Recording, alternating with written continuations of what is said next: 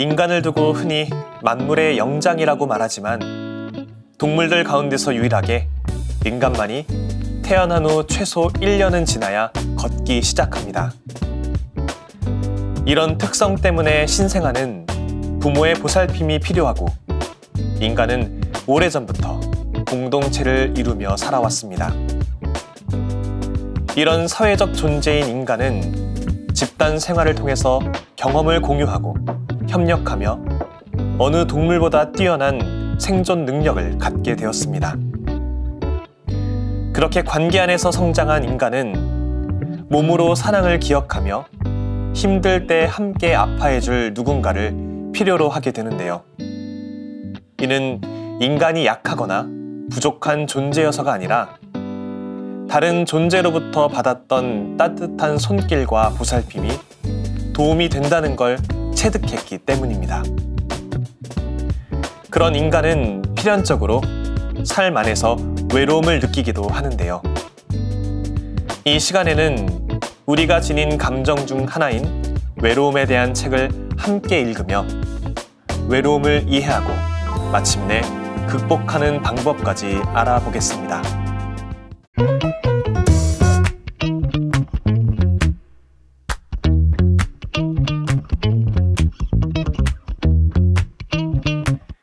이 시간에 함께 읽을 책은 당신을 생각합니다입니다. 저자는 영국에 외로움 담당 부처가 있다는 글을 읽고 이 책을 썼다고 합니다. 외로움은 여러 감정 중 하나로 여겨지지만 우울증, 불안장애는 물론 심혈관계 질환이나 치매 같은 심각한 질병 또한 유발한다고 하는데요. 이 책은 외로움의 형태와 그 경험을 말하면서도 비관하고 절망하는 대신 그 감정을 극복하는 방법을 이야기합니다. 또한 당신을 생각한다는 외침을 통해 외로움에 빠진 이들에게 그에 맞서고 이겨내라고 용기를 북돋아줍니다. 이 책을 쓴 노트커 볼프는 성 베네딕토의 수도 사제입니다. 2000년에는 베네딕토의 수석 아바스로 선출되어 전 세계 베네딕토의 수도자들을 위해 봉사한 바 있고 수석 아바스직에서 퇴임한 이후에는 수도 생활을 하며 집필과 강연 활동을 이어가고 있습니다.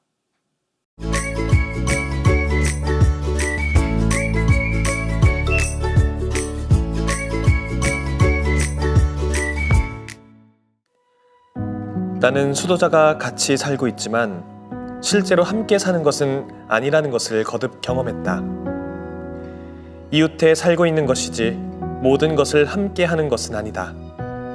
모든 삶을 공유하지는 않는다. 공동체는 유기적 전체, 살아있는 몸을 형성해야 한다. 수도승들은 친밀함에 대한 갈망을 마음껏 펼칠 수 없을 뿐더러 스스로 훈련해야 한다. 이런 점에서 매우 좋은 공동체 안에서도 어느 정도 외롭다는 문제가 있다. 그러나 결혼 생활에도 외로움이 존재한다. 한 좋은 친구가 내게 편지를 썼다. 내가 아내와 잘 지낸다는 것을 넌 알고 있지. 그런데 늘 어떤 낯설미 있어. 나는 이를 전혀 부정적으로 보지 않는다. 감정에 휩쓸리지 말고 오히려 서로에게 더 관심을 기울이고 경청하라는 건강한 도전으로 보인다. 성 아우구스티누스의 유명한 말을 여기서도 언급해야겠다. 나의 하느님, 우리 마음은 당신 안에서 안식할 때까지 결코 잠잠해지지 않습니다. 하느님만이 우리의 궁극적인 외로움을 제거하실 수 있다.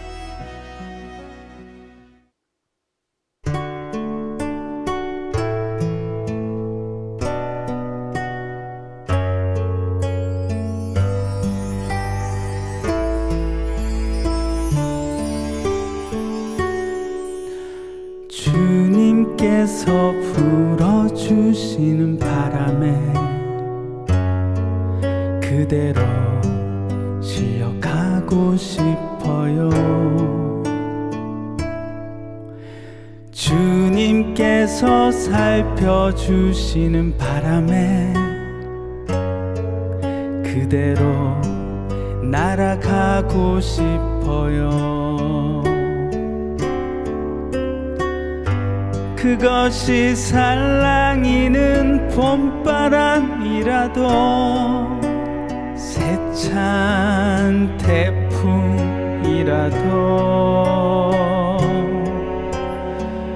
5월의 따스한 햇살처럼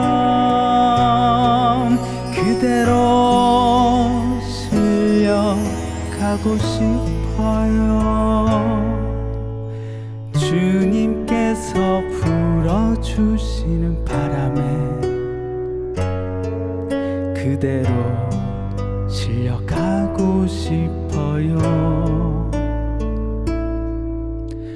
주님께서 살펴주시는 바람에 그대로 날아가고 싶어요.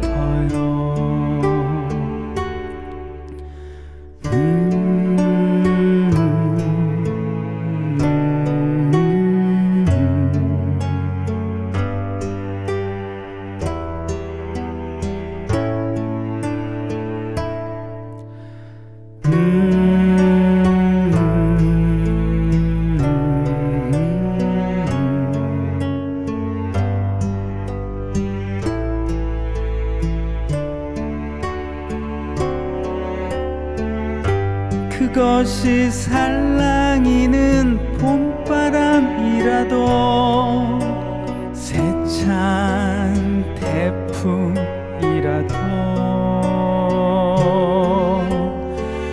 5월의 따스한 햇살처럼 그대로 실려가고 싶어요. 주님께서 불어주시는 바람에 그대로 실려가고 싶어요. 주님께서 살펴주시는 바람에 그대로 날아가고 싶어요. 주님께서 살펴주시는 바람에 그대로 날아가고 싶어요. 그대로 날아가고 싶어요.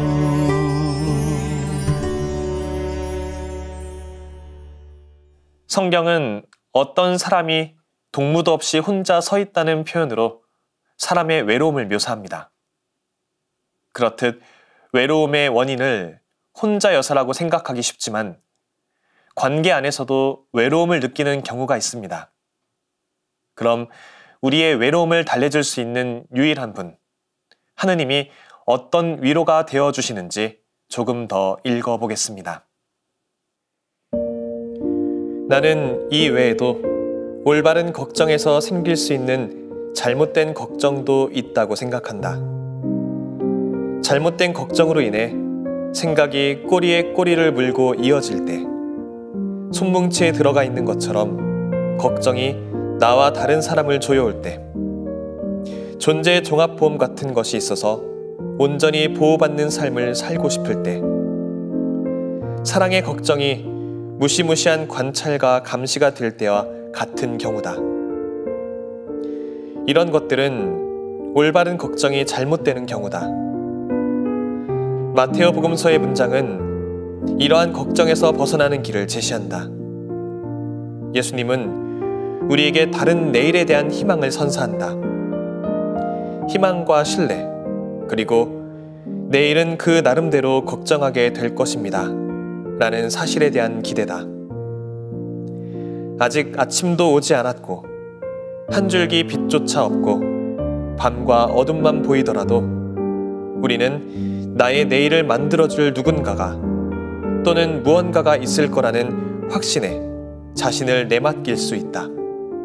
그렇다고 이 확신이 고통, 슬픔, 의심과 여러 힘든 경험을 아무것도 아닌 것으로 만들어주지는 못한다.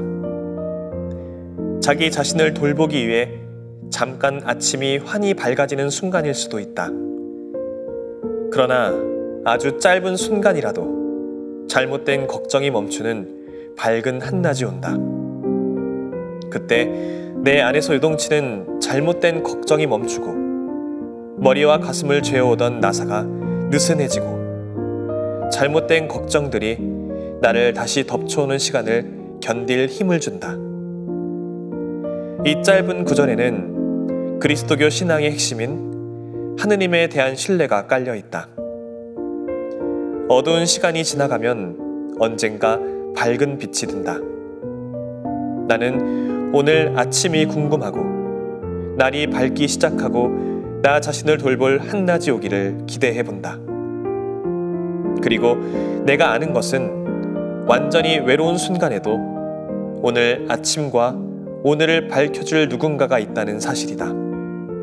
그가 나를 걱정하고 있다.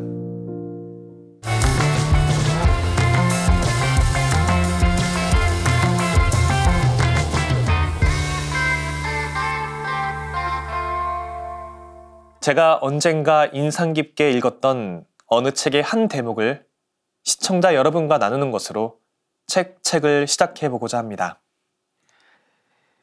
이 지구에 살고 있는 사람들 중 절대 다수가 책을 읽지 않는다. 그들은 평생 동안 살아있는 자연만을 마주하고 살아간다.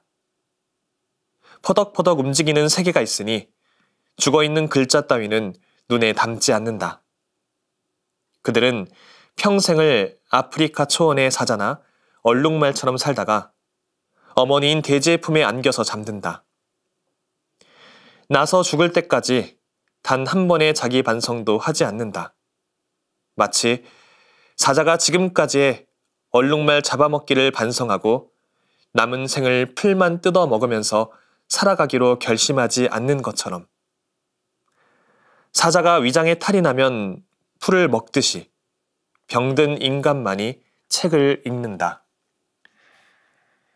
이는 강요원 철학가의 책과 세계에 담긴 내용으로 당신을 생각합니다가 품은 실존적 외로움에 관한 내용들을 읽으며 그리고 어느덧 35회차에 접어든 책을 소회하며 떠오른 대목입니다. 처음 책의 진행을 담당하게 되었을 때, 아니 그보다 먼저 중세라이브 시즌 1과 2에서 화요 서점 코너를 담당하게 되었을 때 주변으로부터 가장 자주 들었던 이야기 중 하나가 바로 요즘 세상에 누가 책을 읽느냐는 것이었습니다. 절대 다수가 책을 읽지 않는 세태 속에서 책을 소재로 삼은 컨텐츠를 어느 누가 시청하겠느냐는 이야기도 들었습니다. 그래서 평소 책 읽기를 즐기던 저에게는 책과 관련된 프로그램의 진행을 담당하게 되는 것이 오히려 책에 관한 이야기를 나눌 수 있는 누군가를 힘겹게 찾아 나서는 외로운 여정처럼 다가왔습니다. 시청자 여러분에게 소개해드릴 책을 미리 읽고 그 책 안에서 특별히 나누고 싶은 이야기를 선정하여 대본을 적어나가는 작업 역시도 어느 누구도 관심을 두지 않을 일에 홀로 투신하는 느낌처럼 받아들여지기도 했습니다. 그렇게 이전에는 의식하지 않았었던 주변에 책을 즐겨 읽는 이가 없다는 현실이 책의 진행을 담당한 이후부터는 외롭게 다가오기 시작했습니다. 그런 제가 이 같은 외로움에 함몰되지 않고 낙담하지 않으며 책을 진행할 수 있었던 것은 바로 함께 해주는 분들의 존재를 의식할 수 있었기 때문입니다. 간혹 다른 본당으로 미사를 집전하러 가면 저를 책 진행자로 알아봐 주시는 분들이 계십니다. 물론 알아봐 주시는 분을 마주하는 것은 굉장히 부끄럽고 쑥스러운 일입니다. 그런데 그냥 알아봐 주시는 것이 아니라 며칠 전에 소개해 주신 책 잘 읽었습니다. 라는 식으로 저에게 인사를 건네주시는 분을 마주하게 되면 괜스레 뿌듯한 마음이 들곤 합니다. 또 유튜브로 공개되는 영상에 댓글로 피드백을 남겨주시는 분들의 이야기도 책을 읽고 소개해드리는 작업이 지닌 실존적인 외로움을 상쇄시켜줍니다. 소개해드린 책을 이미 읽은 분들의 반가워하는 내용이나 이번에 소개하는 책을 꼭 읽어보고 싶다는 내용, 그저 책 본문의 일부와 책에 관한 개인적인 이야기를 나누는 내용을 듣고 있는 것이 좋다는 감상 등을 읽으며 저는 다음 방송 때는 더욱 최선을 다해야겠다는 다짐을 합니다. 녹화 때 방송을 더욱 풍성하게 꾸며주는 찬양 사도들의 생활성가 또한 방송을 통해 책을 소개해주는 저의 역할에 더욱 충실할 수 있도록 마음을 다잡아주곤 합니다. 또 방송을 더욱 열정적으로 이끌어주는 작가님, PD님 등 스텝 여러분들의 존재도 책 진행에 임하는 저의 마음을 더욱 뜨겁게 만들어줍니다. 이처럼 저는 책을 통해서 제가 생각했던 것 이상으로 저처럼 책을 읽는 이들의 존재를 의식할 수 있게 되었습니다. 요즘 세상에 누가 책을 읽느냐는 한탄 대신 책의 시청자 중에서 제가 소개해드린 책을 단 한 분이라도 읽게 되기를 바라는 마음을 품을 수 있게 되었습니다. 독서를 사랑하고 책 읽기를 즐기는 그런 저 자신으로 기꺼이 존재할 수 있게 된 것입니다. 책을 시청해 주시는 시청자 여러분과 이 방송에 함께 해주시는 모든 분들, 당신을 생각합니다. 손길에는 우리를 다시 가족의 구성원, 친구 또는 동료 모임뿐 아니라 사회 전체의 일부가 되게 하는 힘이 있다. 토마시 할리크는 상처 입은 신앙에서 손길의 영적이며 근원적인 차원을 제시했다. 그는 토마스 사도를 모티브로 삼아 쓴 책에서 이렇게 말한다. 예수님은 모든 작은 이와 고통받는 이를 자신과 동일시했다. 그러므로 상처 입은 모든 이, 세상과 인간의 온갖 고통은 그리스도의 상처다. 내가 오늘날 이 세상에도 여전히 가득한 그분의 상처를 만질 때만 그리스도를 믿을 수 있고 나의 주님, 나의 하느님이라고 부를 수 있다. 예를 들어 우리에게 잘못한 사람이 아플 때 손길을 내미는 것이 어려울 수 있다.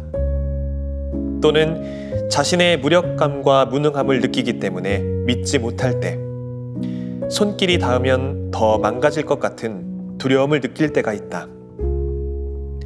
그러나 여기서 할리크는 중요한 지적을 한다. 상처를 어루만지는 것, 상처를 살피고 상처 입은 사람을 돌보는 것이 그리스도인의 근본 사명이다. 다른 한편으로 우리는 모든 것을 스스로 치유해야 한다는 압박을 받을 필요가 없다. 상처를 꿰매고 외로움을 벗어 던지기에 한 번의 손길로 충분하다. 하지만 할리크는 이렇게 말한다. 세상의 상처에서 도망가거나 그 상처들을 외면해서는 안 된다. 어쨌든 우리는 그 상처를 보고 만져야 하고 그 상처에 의해 우리 마음이 움직여야 한다. 내가 상처에 무관심하고 냉담하고 상처받지 않은 채로 있다면 어떻게 신앙을 고백하고 보지 못하는 하느님을 사랑한다고 고백할 수 있겠는가? 우리는 인간의 부족함 때문에 외로움을 느낀다고 쉽게 생각합니다. 하지만 이 책에는 예수님이 겟세마니 동산과 골고타 언덕에서 홀로 겪었던 외로움이 묘사되어 있습니다. 우리처럼 외로움을 겪으시고 그 모든 쓸쓸한 고독의 순간을 이겨내신 주님의 사랑을 기억하면서 우리 또한 외로움을 극복하면 좋겠습니다. 누구보다 우리를 사랑하시는 주님이 언제나 우리를 생각하고 있다는 것이 외로운 순간마다 큰 위로가 되어줄 것입니다. 저는 다음 시간에 새로운 책으로 돌아오겠습니다. 평범한 일상 속에서 지혜를 발견하는 시간, 책. 지금까지 함께 해주신 여러분 감사합니다.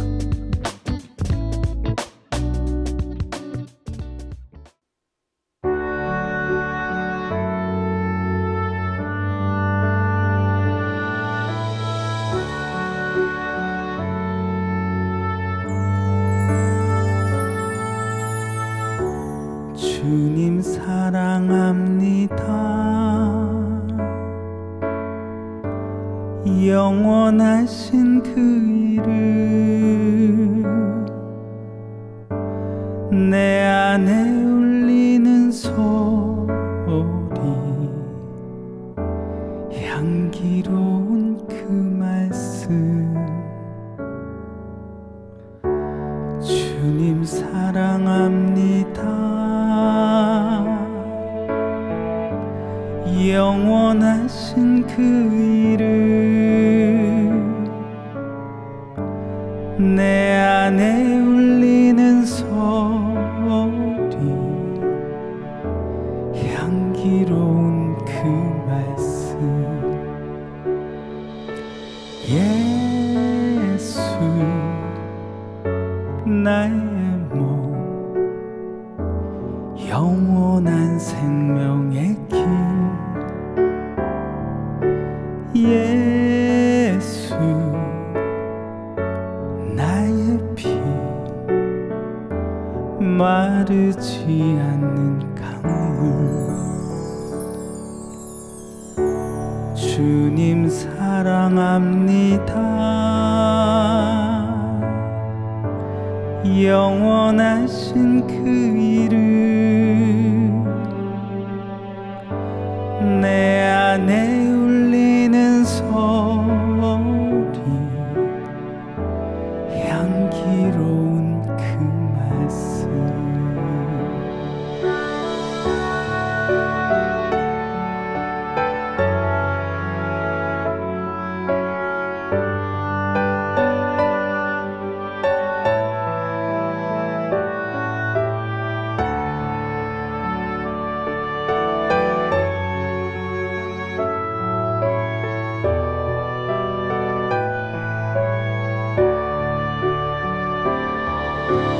예수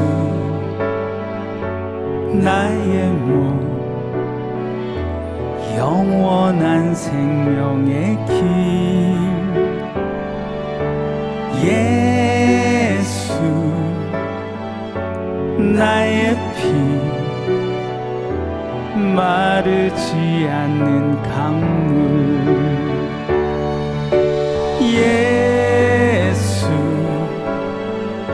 나의 몸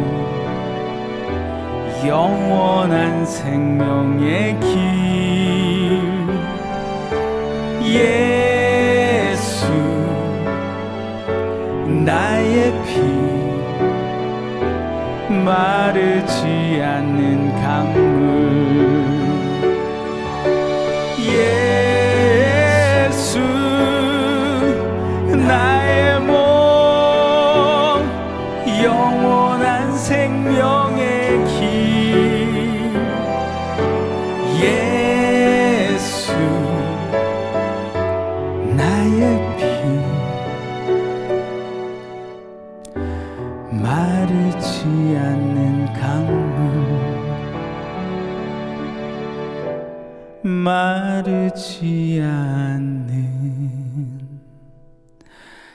강물